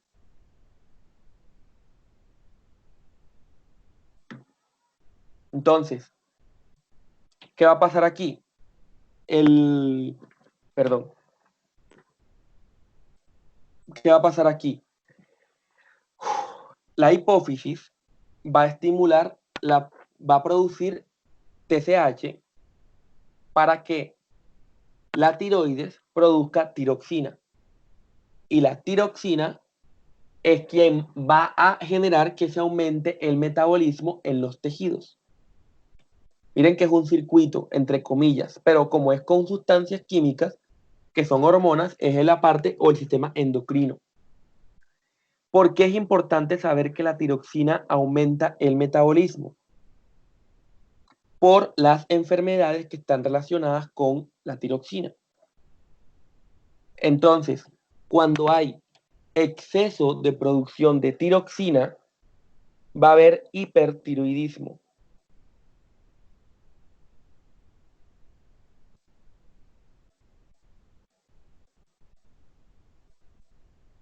Y cuando hay muy poquita producción de tiroxina, hay hipotiroidismo.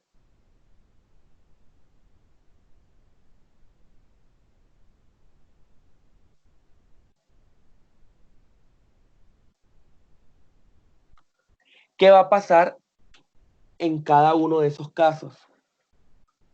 Vamos a explicarlo. Vamos a suponer que la persona tiene hipertiroidismo. Si la persona tiene hipertiroidismo, esta persona tiene mucha tiroxina en la sangre, ¿verdad? Esa mucha tiroxina va a hacer que haya una estimulación del metabolismo. Por tanto, estas personas tienden a ser delgadas. Vamos a ver si encuentro aquí foto hipertiroidismo. Estas personas tienden a ser delgadas. A ver, ¿dónde te encuentro? Se exageran, ¿no? Tienden a ser delgadas, tienden a ser aceleradas, tienden a que comen y no engordan, tienden a que van muchas veces al baño porque su metabolismo pues va más rápido, y a nivel cerebral o a nivel emocional, que es lo que nos interesa a nosotros, las personas con hipertiroidismo tienden a ser muy ansiosas, muy aceleradas, ¿verdad? Y aparte de eso piensan muy rápido. Es como que una idea no se alcanza a la idea anterior. Entonces van como con un acelere, ¿vale? Incluso el aceleramiento de la persona con hipertiroidismo, esa correndilla que maneja, pareciera en algún momento que simulara episodios maníacos, como si estuviera ya en un punto perdiendo el contacto con la realidad, pero no, es simplemente hipertiroidismo.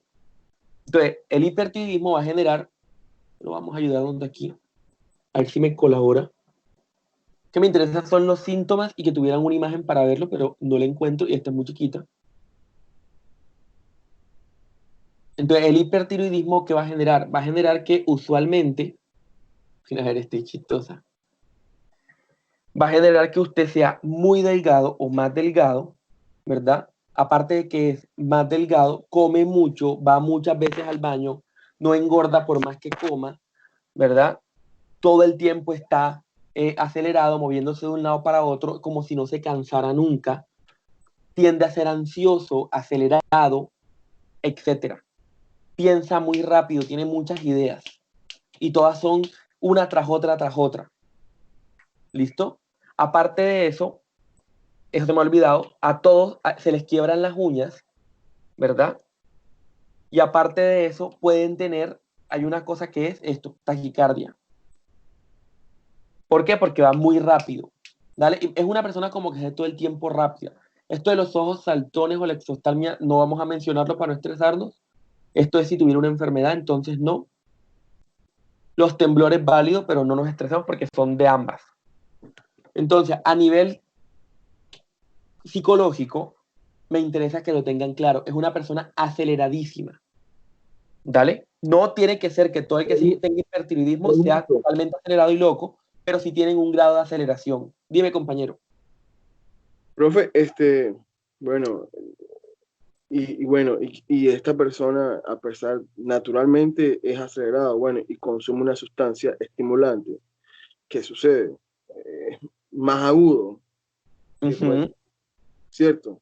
Entonces, era eso, como que me sacara entonces, porque... Igual es variable, ¿no? Porque recuerda que una sustancia estimulante estimula el sistema nervioso central, lo activa.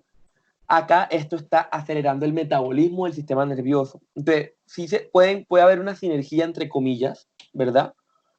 Pero no necesariamente tiene que comentar, o sea, sería un problema más médico que un problema más, o sea, podría generar más efectos adversos que efectos positivos, ¿me entiendes? Ahora, una Bien. persona con hipertiroidismo está tratada, ¿no? Es una enfermedad y lo trata el endocrinólogo. Bien, vamos Gracias. para el hipotiroidismo. Entonces, la compañera Dailis, aquí asumiendo, porque no sé, toma levotiroxina porque tiene hipotiroidismo. ¿Qué es el hipotiroidismo? Que hay muy poquita tiroxina y entonces el metabolismo es más lento. ¿Qué medicación le mandan? Levotiroxina para tratar de mejorar la cantidad o aumentar la cantidad de tiroxina que hay y que su metabolismo se encuentre en unas condiciones normales. Si esa no es la causa, pues vamos a suponer que esa fuera la causa. Puede que no sea la causa por la cual tome esa pastilla. En el caso del hipotiroidismo, ¿qué encontramos? Son personas que tienden a ser gordos, ¿verdad? Tienden a retener líquidos. Vamos a ver si acá tenemos. Vamos a ver si el hipotiroidismo sí me sale. Ahí hay un gordito, pero pues ajá.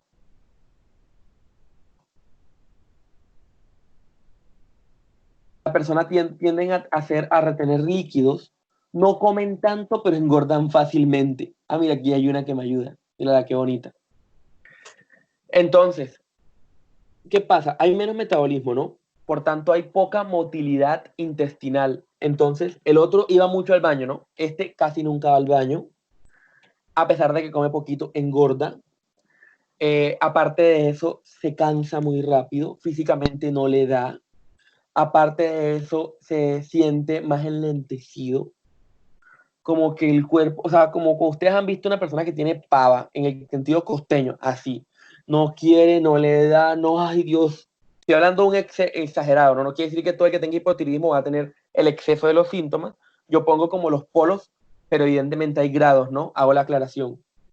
Aparte de eso, pues se le quiebran las uñas, se le quiebra el cabello, el corazón va más lento, camina más lento, todo va más lento. Puede ser que a nivel cognitivo sea un poquito más lento. Puede que en vez de estar ansioso o de parecer estar ansioso, como el hipertiroidismo, acá parece estar deprimido. Parece como que no se motivara, parece como que es medio apático, ¿verdad? Tiene también dolor en el cuerpo, le cuesta hacer las cosas, ¿verdad? Eso como tal es hipotiroidismo. Bien allí, ¿por qué es importante saber hipo e hipertiroidismo? Porque usualmente cuando usted va al psiquiatra, antes de considerar que usted tiene un problema psicológico o antes de quizás mandarle medicamentos, le mandan a hacer una TSH. ¿Por qué? Porque si usted presenta síntomas o lo observa y dice, ¿y no será que tiene hipertiroidismo? O ¿no será que tiene hipotiroidismo? Y en caso de que lo tenga, no tendría que estar en psiquiatría, sino tiene que ir a endocrinología. ¿Claros allí? Ojo con ese detalle. Entonces, si ustedes ven un patrón similar al que yo estoy mencionando, ustedes como psicólogos, ustedes pueden hacer el acompañamiento, pero usted diga, hey, igual ve al médico, comenta tus síntomas. Usted no puede dar un diagnóstico, ¿no? Usted es psicólogo, no es médico. Pero ve al médico que yo tengo unas dudas y pregunta no, narra tus síntomas. En el peor de los casos, dígale, bueno, y pregunta si te pueden hacer una TSH, que te recomendaron eso, pero que tú no sabes por qué. Dale, no le dé mayor explicación porque usted no puede afirmar un diagnóstico porque si no, ellos se casan con lo que usted diga y puede que no tenga ese diagnóstico. Pero ojo con ese detalle. Hipertiroidismo, hipotiroidismo. Dale, exceso o déficit o defecto de tiroxina. La tiroxina producida por la glándula tiroides.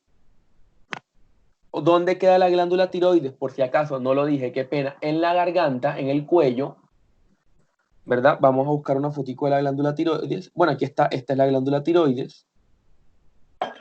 Mírenla, ahí se ve glándula tiroides. Exactamente. Ya no voy a hablar de qué pasa si se crece o no sé qué, eso no me corresponde. Simplemente que sepan que existe. Y miren cómo. Aquí, mira, aquí está claro, ¿eh? Profe, Dímelo. ¿esa glándula puede afectar el quedar o no embarazada a una persona? Una pregunta compleja, pero creo que sí puede afectar la fertilidad. Pero te diría a ti, en el caso de la persona, debería ir al ginecólogo con el diagnóstico o si ya está en tratamiento, no tendría que haber ningún problema, ¿no? Pero si es una persona que no tiene el tratamiento, o sea, que sí está con los síntomas, creería yo que sí puede afectar. Pero yo recomendaría es ir a endocrinólogo e ir a ginecólogo y que ellos resuelvan más esas dudas, porque no quiero aventurarme a decir una cosa. Exacto, no, si está en tratamiento no tendría por qué afectarle en nada, pero si tiene el síntoma, o sea, si tiene la enfermedad y no tiene tratamiento, creería yo que sí, pero Ok, no estoy seguro. Dale, no, gracias. claro, no estoy seguro. Entonces, hipotálamo glándula pituitaria, que es la misma hipófisis, y de allí va a glándula tiroides. ¿Listo? Posiblemente si te hicieron, pues no solamente por la TSH, sino también por otro tipo de enfermedades que podrían generarte síntomas similares a los que estabas presentando. Dale. Ya si vieron que no tenías nada físicamente, te mandan por psicología. Pero primero deben descartar lo físico. Por eso no está de más que siempre el paciente vaya por servicio médico. ¿Dale? No creer que solamente son de psicología, no, puede que haya algo médico. Y más si usted observa que hay cosas médicas raras. Usted oriéntelo para que vaya. Puede seguir con usted, no hay problema, pero vaya también por la parte médica.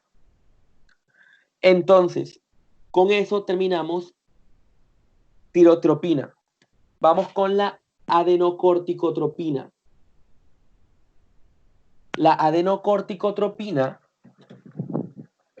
es conocida en el bajo mundo como la ACTH, hormona adenocorticotropina o adenocorticotropa. ¿De qué se encarga? Se encarga de estimular las glándulas suprarrenales para la producción de ciertas hormonas. Vamos a ponerlos en ciertas hormonas porque hay varias. Entonces, la hormona adenocorticotropina o adenocorticotropa la produce la hipófisis, su abreviación es ACTH, y va hasta las glándulas suprarrenales que van a quedar arribita de los riñones para estimular la producción de ciertas hormonas. Una de las hormonas que produce es el cortisol.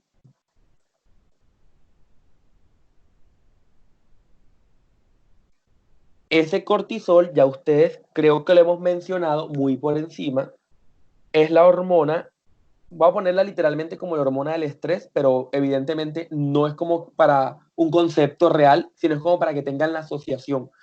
Ya el cortisol hace muchas cosas en el cuerpo, promueve o conlleva a sentirte como cuando estás estresado, pero no necesariamente digamos que es hormona del estrés, es como para entenderlo, ¿dale? Para que no, digamos, lo puedan entender o lo recuerden. Entonces, la hipófisis va a producir hormona adenocorticotropina o ACTH. Esa hormona va a las glándulas suprarrenales y estimula la producción de otras. ¿Dale? Ahí va a producir mineralocorticoides y estos otros que no me acuerdo ahorita cómo se llaman. No, déjalo así. Son varias hormonas que produce. Entre esas hormonas que produce, va a producir el cortisol. Hay otra que produce que vamos a trabajar más adelante, que es la aldosterona. En SET vamos a hablar de ella. Pero por ahora vamos a hablar del cortisol. El cortisol, ¿de qué se encarga? Se encarga de, como si, lo mismo que el simpático, tal cual. Nos coloca modo defensa-ataque, nos pone agresivos, ¿verdad? Nos prepara para la pelea, acelera el corazón, dilata los vasos sanguíneos, contrae la pupila, prácticamente lo mismo que simpático, de hecho van de la mano.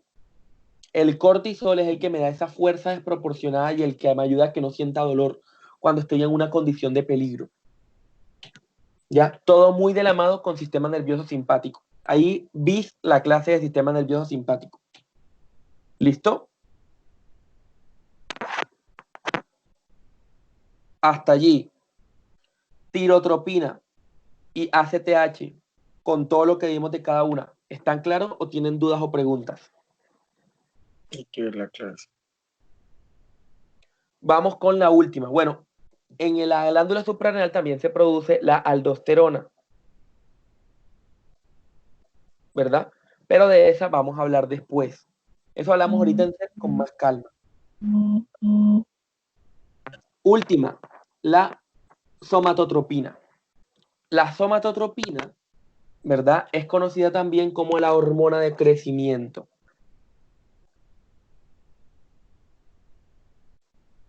Esa hormona de crecimiento va a ir a los tejidos. ¿Para qué? para todo lo que tiene que ver con crecimiento, desarrollo, reparación, entre otros. Entonces, vamos a suponer que usted deja de crecer. Si usted es mujer, a los 18 años, usted ya no va a crecer más. Lo siento, la vida es cruel. Vaya y llore en una esquina, usted se quedó de ese tamaño. Sí, mide 1,40, lo sé, pero es dura la vida. ¿Dale? Entonces, ¿qué pasó? Que el huesito ya no va a crecer más. La única forma de que vuelva a crecer un poquitico es si se embaraza. ¿Dale? Sin embargo, no es que crezca mucho, no se emocione tanto. El otro nombre que mencionó la somatotropina, hormona de crecimiento, ¿no? Está ahí anotado en la diapositiva, somatotropina.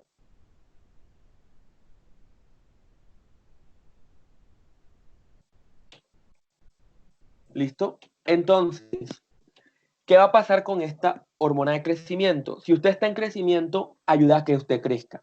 Pero si usted ya creció y está grande, ya tiene más de tanta edad, ¿verdad?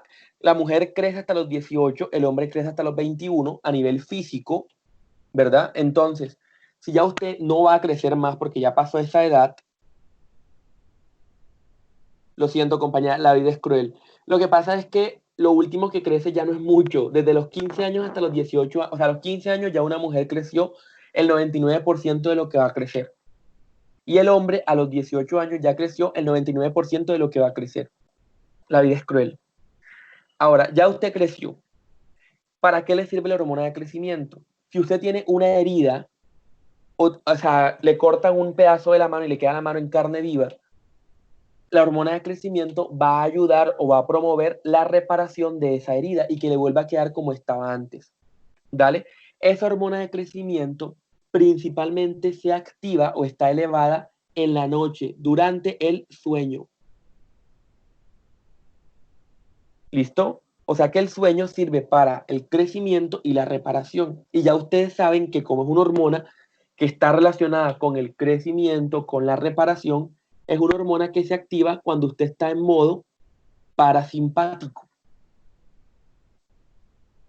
¿Listo? Cuando usted está en modo parasimpático, se activa esa hormona.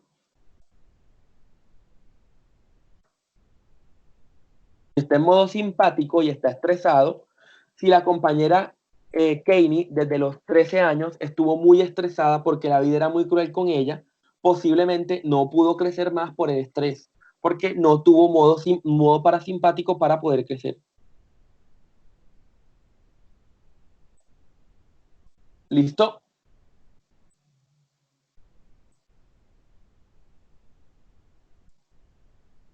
Hasta allí. ¿Claro? Dudas, preguntas, inquietudes, quejas, reclamos. No, claro, evidentemente, cada uno va a crecer lo que su genética le diga que va a crecer. ¿Dale? Solamente yo hablo de que hay condiciones que pueden afectar el crecimiento. Una malnutrición, el no dormir bien, puede afectar lo que tú estabas presupuestado a crecer. ¿Cómo sabes eso? Cuando tú ves que hay niños que los padres son altos, que no es adoptado claramente, que es hijo de ellos, y que el niño no creció. Como tienen muy poquita talla para lo que deberían tener en el contexto de su familia y no hay antecedentes familiares de personas de más baja estatura, porque si yo allá no, él tiene un abuelo lejano que era chiquito, no pasa nada. Pero cuando no, estas situaciones pueden afectar. ¿Dale? De resto, es totalmente genético. Usted crece hasta donde su genética le da para crecer, como le dice la compañera Key, es tal cual. ¿Dale? Listo. Entonces, seguimos. ¿Qué viene ahora? La conducta de ingesta. Es que el último corte es más chévere, compañera, pero es más complicado y de aquí en adelante se empieza a complicar un montón. Así que espero que lo tomen con calma. No vamos a empezar la conducta de ingesta hoy porque pues ya son las 7:50. Pero necesito que si ustedes pueden revisen las diapositivas. ¿Qué vamos a hablar primero? Vamos a hablar de los líquidos corporales, ¿verdad? Vamos a hablar de, miren, este es el proceso de la sed, de la regulación de líquidos. Ya aquí no se pone nada chévere. Y después vamos a hablar del hambre. ¿Dale? y de cómo se regula el hambre. La idea es que la próxima clase alcancemos a terminar todo lo que tiene que ver con hambre, que es un poquito largo, y empecemos ritmos biológicos.